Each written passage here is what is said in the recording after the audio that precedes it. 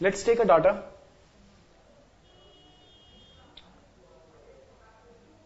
Suppose 10 to 20, 20 to 30, 30 to 40, and let's say 40 to 50. And the frequencies are, so this is the class interval, and let's suppose the frequencies are 2, 3, 2, 4. Right? So class intervals and frequencies are known to us. Class intervals are 10 to 20, 20 to 30, 30, 40, 46, 50, and the frequencies are 2, 3, 2 and 4. So in this case we need to calculate the arithmetic mean. So what is the basic procedure? I'll discuss with you two methods which are really important. The first one is known as the direct method, and the second one is step deviation method. First of all, we'll see how these methods work and what are the basic formulas which can be used to find the mean by these two methods, and then we'll try to calculate the mean of this given data with the help of these two methods. Right? So first of all, let's see the direct method. In the direct method, first of all, we need to find the class mark. So if you remember the class mark, I told you this is equal to the upper limit of a class and the lower limit of a class divided by 2. Right? So xi here will be equal to 15. Xi in the second class will be equal to 25. Next class 35. Next 45. Right? So I got xi over here, which is the class mark, and this is fi, which is the frequency. Now actually the thing which happens here in the group data is we don't know which value, which observation it's taking which value. Since you can see in this interval 10 to 20, I have frequency is equal to 2. So there are two observations in this interval 10 to 20, but I don't know exact values of these observations. So I am going to take the exact value of these observations as 15 only. I'll repeat, since we don't know the exact values of these two observations, but we just know that the frequency of this class 10 to 20 is 2, which means that two observations are coming in this interval 10 to 20, but the exact values are not known. Right? So we can take the exact values of these two observations as 15 for roughness. Okay, for taking a rough idea. So now if you see, there are two observations with the value which is equal to 15. There are three observations which have the value 25. Two observations having the value 35. Four observations having the value 45. So what we can do is, we can multiply fi and xi. Since 2 times I'm getting 15, so the total sum, since in the case of mean, we need to calculate the sum only, right? So the sum will be equal to 2 into 15 plus 3 into 25 plus 2 into 35 plus 4 into 45. So what I'm trying to say here is that just see the product of these two, fi and xi, and you will get the individual sum of one class.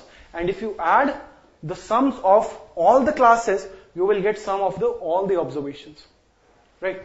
So how to get the sum of all observations? Just keep multiplying fi and xi. So here you will get 30, here you will get 75, then 70, and then 180. Right?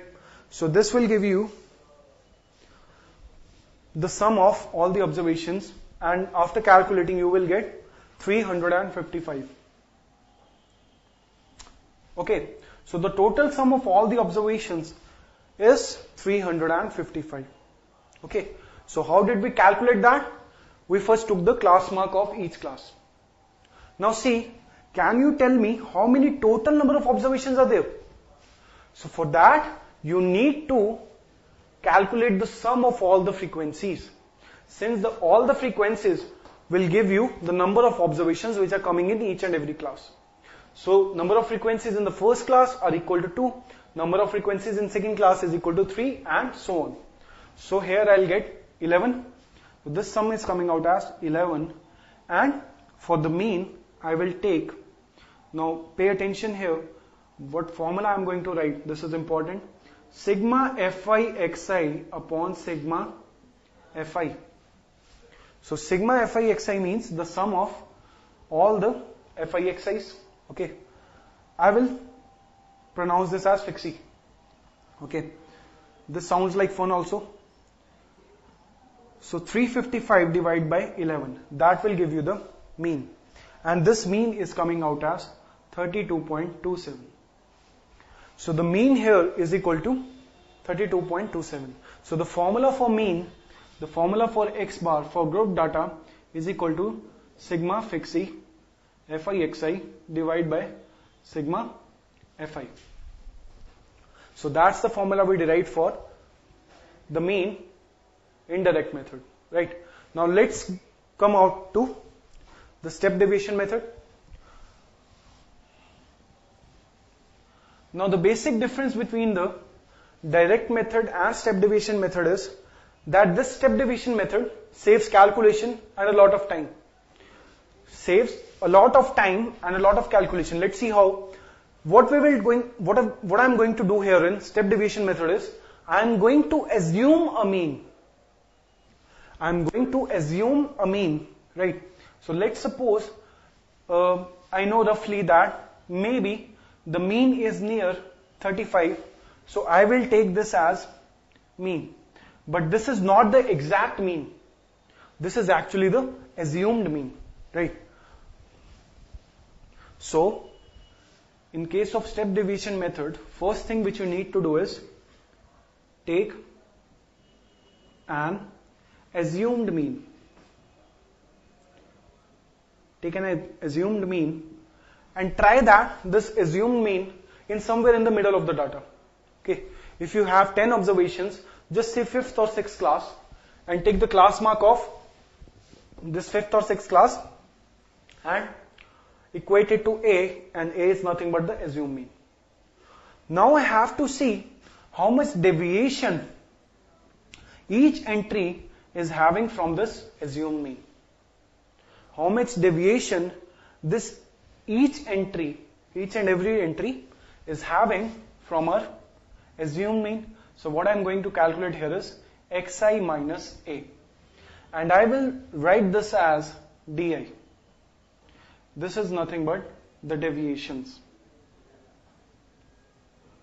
So in the case of step deviation method, we need to calculate the deviations of each and every entry from the assumed mean, right?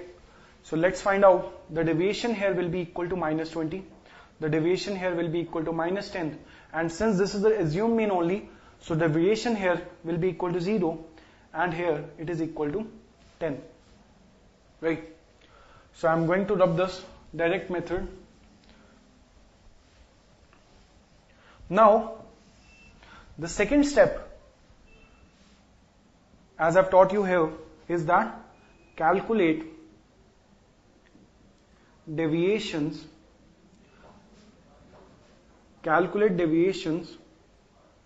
from A. So what you need to do is calculate deviations from A. Now what I'm going to do here is I'm going to multiply Fi and Di. So try to multiply Fi and Di. I will get minus 40, then I will get minus 30, then I will get 0, and then I will get 40. So I am going to calculate Fi Di over here. In the last case scenario, I calculate Fi Xi. Now see guys, in the case of Fi Xi, I was getting very large values. This is a very small data, so this will not matter in this kind of data. But when the value of frequency as well as the class mark, they are both very high, then the calculation will become very tedious. In those cases, we have to go by this step deviation method only. Now you can see that it saves a lot of time. You just have to add Fi and Di. So this can be easily added, and two of the terms are cancelling out. Minus 40 and 40 will cancel out. So you'll always have negative values, you'll always have positive values, and the net Can be negative, can be positive. Now, what I'm going to say, just note this down. X bar is equal to A plus sigma Fi di divided by sigma Fi. So I'm going to see how much deviation from this assumed mean is my actual mean. How much deviated from this assumed mean is my actual mean. And by applying this formula, you will get the exact value of mean. So if you add this particular value to the assumed mean, let's try to see. So this will be 35 plus, now Fi di, just try to calculate the sum. This will give us minus 30. Since this will cancel out, so this is minus 30 divided by the total frequencies, sigma Fi is equal to 11. So this is nothing but 35 minus 30 upon 11. And guys, you can see that this will give you the same answer only. Just check it out. This will give you the same answer. So both are the methods of calculating arithmetic mean only of group data. But in the first case, the calculation can become a bit lengthy, and in the second case, we can save a lot of time in calculations. So this is how we calculate the arithmetic mean of the group data. Let's do one more question. Now this is a question of ungrouped data only. Now it is given that mean of 6, 4, 7, P and 10 is 8. Find P. Now this is a previous year question. See how easy the questions are asked. Now you know that mean is equal to 6 plus 4 plus 7 plus P plus 10 divided by the total number of entries, which is equal to 5. And this is equal to 8, which is given, right? So this is 17 plus 10. So 27 plus P upon 5 is equal to 8. Just solve this linear equation, you will get the value of P. So you can see that 27 plus P is equal to 40. So the value of P is equal to 13 over here. So easily we can solve